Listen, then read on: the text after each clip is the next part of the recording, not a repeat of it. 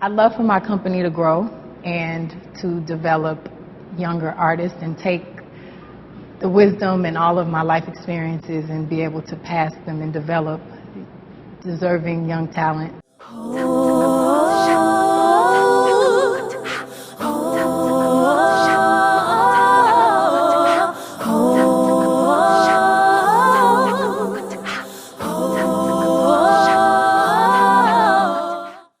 What's up everyone, it's your girl Nija and you're now tuned in to Our Music Is Ours. Today we'll be discussing Chloe and Halle. Some women were made, but me, myself, I like to think that I was created for a special purpose. Now I know that Beyoncé was talking about herself in that clip, bragging about how she is this golden masterpiece specially crafted by the Lord himself to establish world domination over the music industry for eternity. But I like to think that this statement applies to these girls too. There's so much synchronicity in the Chloe and Halle story, the kind of alignment of the stars that only happens when one is living in their God-given purpose. They're not only naturally gifted vocalists, but also producers, writers, instrumentalists, and engineers. So impressive are their skills that Beyoncé herself referred to them as little aliens because of how they master concepts and learn complicated studio equipment quicker than those senior to them. These girls are for sure something special. Like to hear? Here you go. Chloe and Halle were born in Atlanta, Georgia to Douglas Bailey and Courtney Singleton Bailey. Their father worked in financial services and their mother in human resources. They have one older sibling named Sky and a younger brother named Branson. Of the duo, Chloe is the oldest. She was born July 1st, 1998, while Halle was born March 27, 2000. They don't come from a musical family, neither of their parents can sing. They even go so far as describing their dad as tone deaf. But Chloe was naturally drawn to singing.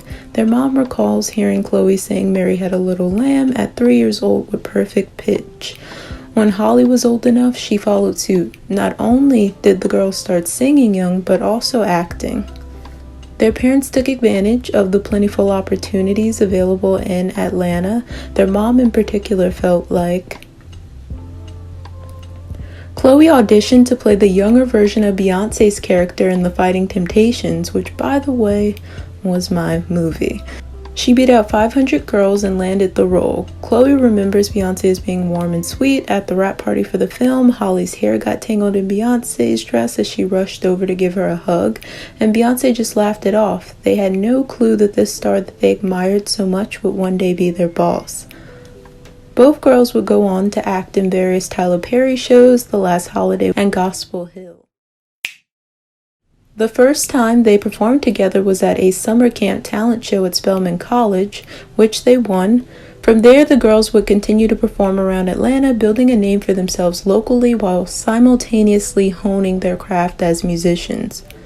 They really pride themselves on being self-reliant. Instead of begging producers and writers to work with them, their dad taught them how to write a song. He explained to the girls metaphors, similes, and other devices that they could use to improve their lyricism. Instead of getting music lessons, these new age kids taught themselves how to play piano and guitar on YouTube. While this is an impressive feat, I'll note that they could already play the violin and cello, so they already had some music knowledge. As they made their rounds around Atlanta, they kept being told to post covers on YouTube. In 2011, they decided to have a go at it. They had their older sister record them singing Beyoncé's Best Thing I Never Had, but their dad was adamantly against it. But they begged and pleaded with their father, and eventually he gave in. This turned out to be a great decision. They were featured on Ellen, then they competed on Radio Disney's Next Big Thing, where they went on a national tour which culminated with a live TV performance that they won. Subsequently, they were featured on Disney's Let It Shine and Austin and Ally. Shortly afterwards, they became homeschooled and moved to LA. Their dad also quit his job to become their manager, while their mom continued to hold the family down working in HR. With them no longer being in school, they had lots of free time, which meant more covers. They also released an EP called Uncovered. A few weeks after the release of Beyoncé's infamous self-titled album, they covered her song Pretty Hurts. This cover now has over 18 million views. One of those millions was Beyoncé. She was impressed with them, so much so that she had her team at Parkwood contact them to ask if they could repost their cover and if they were signed. And the rest is history. They signed a $1 million deal with Parkwood Entertainment. By this point in time, the girls had already been approached by every label, but they turned down these offers out of fear that these places would want to change them. Their dad mentioned them losing out on many opportunities because they were unwilling to cater to Eurocentric beauty ideals. However, Beyoncé's deal was fair. She had no intentions of changing them into something that they were not. She embraces them as the young, phenomenal Black young women that they are and lets them have full artistic control, which is something rarely given to new artists. She simply wanted to partner with them to make their dreams come true. She also flew them out to London to work with producer Naughty Boy. This was their first time out the country. Well, I feel like you end the year at that point. Yeah. The day Beyoncé signs me, I'm done. Thank you, ladies and gentlemen. I bid you adieu. I am finished. Not for these ladies. They went right to work after being signed. They released their EP Sugar Symphony, which featured Drop, a single that has helped introduce these girls to the mainstream. A week after this EP was released, they appeared in Beyoncé's Lemonade visual album alongside a slew of other young, gifted, and Black women. They toured with her on her Formation tour and did some spots with Andra Day. They also performed twice for Michelle Obama, first at her South by Southwest presentation and then at the White House's Easter egg roll, to which they were added to the roster after impressing our Forever Flotus. They were the only act that she personally introduced. They were also a late addition, so the showrunners had to completely rework the show to fit them in. They were also featured on Michelle's charity single, This Is For My Girls. They also begin the arduous process of working on their debut album, but not first without creating a vision board for it. They're strong believers in the laws of attraction, so this is something that they do regularly. They hung these boards over their home studio where they record. Now, I mentioned this before, but Chloe and Halle have their hands in every aspect of their music, so these girls weren't waiting to get signed to create. They had already been recording every day in their makeshift studio in their living room. Chloe produced and Halle developed the harmonies, and they both wrote. Even with access to major studios, they prefer home, only using the studio to record live instrumentation and to do their mixing. This, of course, inconvenienced their family, particularly their brother, whose room was right next to their studio. He and the rest of their family had to keep it down when they were creating. Per their former A&R, Teresa La Barbera White, who had been working with Beyoncé since she was in Destiny's Child, they had at least 150 songs done before they even began focusing on their album. So by the time they were finalizing it, they had over 300 songs. With so many amazing songs to choose from, instead of locking these songs away, they put them on their mixtape, The Two of Us. 2017 was also the year that they were discovered by Kenya Barris, the executive producer of Blackish. He was working on Grownish, and after seeing the girls accept an award on behalf of Beyoncé at the BET Awards, he instantly knew he wanted them to be a part of the cast. In January 2018, Grownish premiered. The girls recurred as the twins, Sky, coincidentally the same name as their real-life older sister, and Jazz. They were upgraded to series regulars in season 2. Grownish allowed them to introduce themselves to a broader audience and promote their music. Their song Grown serves as the show's theme. Though the song would also appear on their debut, they wrote it specifically for the show. A few months later, their debut, The Kids Are Alright, was released. Their album is both a literal and figurative declaration of Gen Z's promise. Their talent gives us hope for this generation, and their album highlights the strengths of Gen Z. Gen Z is socially conscious, not afraid to stand up for what's right. In a world that constantly shuns the latest generation, they wanted to make it clear that it's these kids who are going to make the world a better place. Period. The album, genre-wise, cannot be put in a box. It infuses R&B, hip-hop, folk, rock and roll, and jazz. Their inspirations vary, and their album represents that. Chloe loves hip-hop and R&B, while Halle loves jazz. She fell in love with jazz when she was 5 years old after discovering a pink album with a lady in a flower hat on the cover, Billie Holiday. It's her love of jazz that adds a unique flavor to her harmonies. Other artists she loves are Lenny Kravitz and Prince for their guitar skills, and SZA, her, Janelle Monáe, Bob Marley, and the internet. While Chloe, on the other hand, is a fan of more contemporary artists like Frank Ocean, Tune Yards, 21 Pilots, FK Twigs, Grimes, NERD, and Khalees. She also likes Nina Simone and Lauryn Hill for their piano skills. Their differing inspirations also speak to their different personality types. Halle is the old soul. She's more reserved in public, which makes people think she's meek and mild, when in actuality, she's very blunt and straightforward. Chloe's very sensitive and shy, the opposite of how she comes off in public. In their debut, they touch on the growing pains of youth, discussing topics like love, anxiety, God, faith, self-confidence, wokeness, etc. Also want to note that their brother Branson did background vocals on Fake and Fa La La. They also shot a 10-minute visual for the album, which they describe as being about how pressure makes diamonds. No matter what you go through, you'll be alright. Though The Kids Are Alright wasn't a commercial success, it garnered a lot of critical acclaim.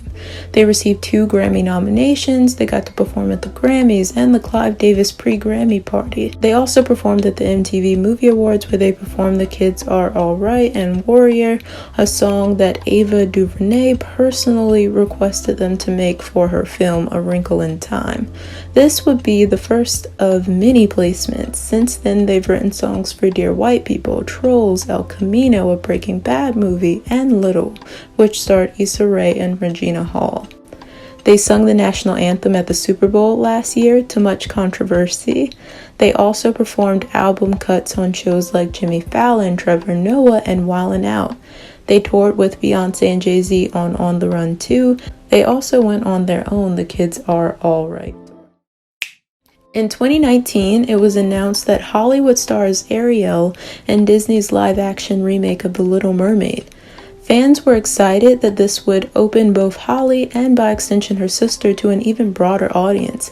It was also seen as a wonderful thing that Disney was granting this opportunity to play such an iconic role to a black newcomer. However, this moment was tainted by white racists who felt a black woman shouldn't play Ariel. Halle and the Bailey family paid no attention to these fools. Many stars, black, white, and in between, came to her defense.